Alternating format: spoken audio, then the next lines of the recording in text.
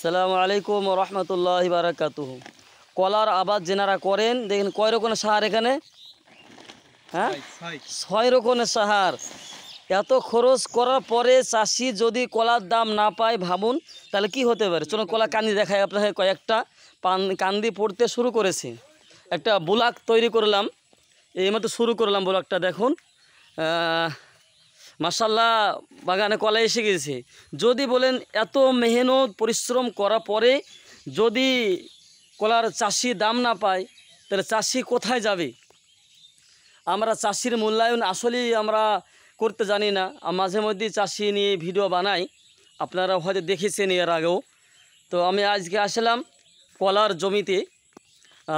দেখুন কলা কান্দি মাশাল্লাহ প্রায়ই গাছে পড়ে গিয়েছে।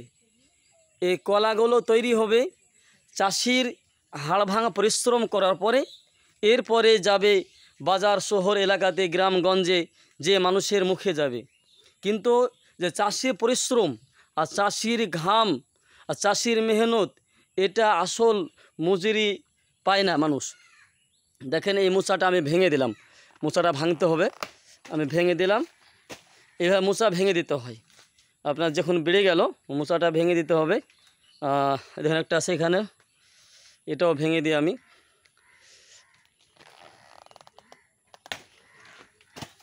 আঠা লাগার ভয়ে আমি দূর থেকেই করছি এটা আর কি। প্রচুর প্রত্যেকটা গাছই প্রায় কান্দি এসে গিয়েছে।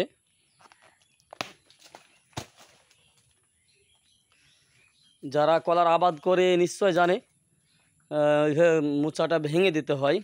এবং এই দেখেন কলার তেউলগুলো কেটে দিতে হয়, পুরো বাগান পরিষ্কার রাখতে হয়। এই দেখেন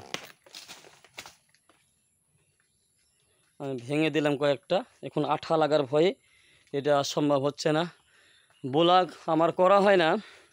তো আজকে আসলাম এই মুহূর্তে, তাই মনে হলে আপনাদেরকে একটা ব্লগ দেখায় কলা বাগানের চাষ যারা করেন।